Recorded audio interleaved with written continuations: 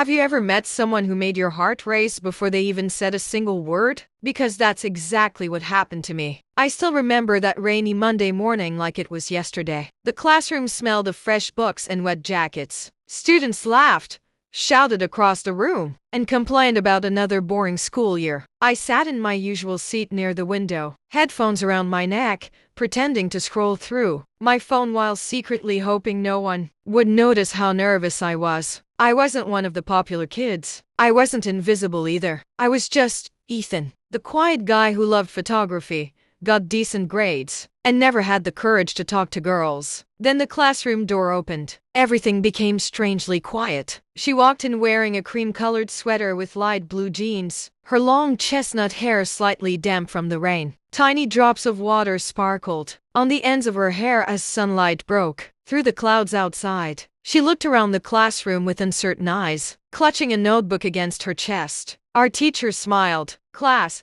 this is Lily Harper. She just transferred here from Oregon. Please make her feel welcome." Every guy in the room suddenly sat up straighter. Some whispered, some smiled. I looked away before she could catch me staring. Then came the sentence that completely changed my senior year. "Ethan," the teacher said, "there's an empty seat beside you." My heart nearly stopped. She smiled politely and walked toward me. "Hi," she whispered as she sat down. "I'm Lily." I forgot how words worked.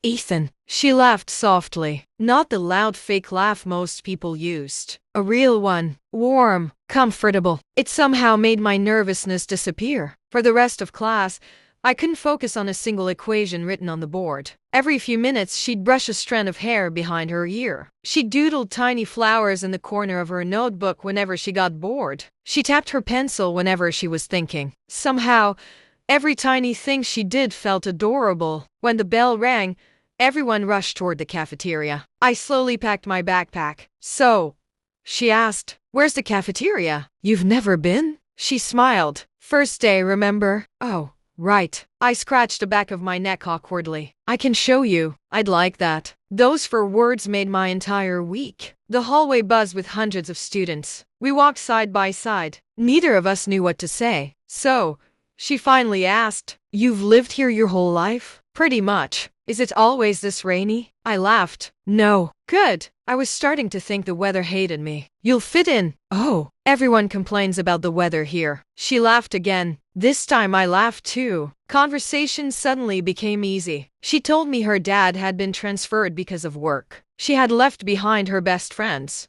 her old school, everything familiar. "I was terrified this morning," she admitted. "You didn't look terrified." "I practiced." "You practiced?" She nodded seriously. "In front of a mirror." I couldn't help smiling. "You practice looking confident?" "Exactly." It almost worked. She lightly punched my arm. "Hey!" "I'm kidding." For the first time in months, I laughed without forcing it. Over the next few weeks, something unexpected happened. We became inseparable. Every morning she'd save the seat beside her if I arrived late. We studied together after school. She started borrowing my hoodies whenever the classrooms became too cold. "They're comfortable," she'd say. "I'll return it tomorrow." She never did. Eventually I stopped asking. One afternoon she noticed my camera inside my backpack. "You like photography?" "I love it. My mom used to take pictures all the time." "Really?" She nodded. I miss that. There was something in her voice. Something sad. I didn't ask questions. Instead, I handed her the camera. "Want to try?" She carefully lifted it. "What do I do?" "Just point it at something beautiful." She looked through the lens, straight at me. Click. "There." "What?" "I found something." I laughed nervously. "You know you're supposed to photograph scenery." "I know." Her cheeks turned pink. Mine probably did too. Friday afternoon arrived with the biggest football game of the season. Everyone was going, even people who hated football. Lily sat beside me during English class, drawing tiny hearts inside the margins of her notebook. "Are you going tonight?" I wasn't planning to. "You should." "I don't really like football." "I don't either." "Then why go?" She smiled. "Because everyone else is." I shrugged. "I'll think about it." She leaned closer. "So that's a maybe." "It depends." "On what?" "Whether someone actually wants me there." Without saying a word, she reached into her notebook, tore out a small piece of paper, folded it, placed it in my hand, then stood as the bell rang. Read it later. She walked away before I could ask anything. My heart pounded as I unfolded the paper beneath my desk. It read, "I'd only have fun if you came with me." I must have read those 8 words 20 times. Maybe 30, for the first time in years. Someone wanted me. Not because they needed homework answers. Not because they wanted a favor. Just me.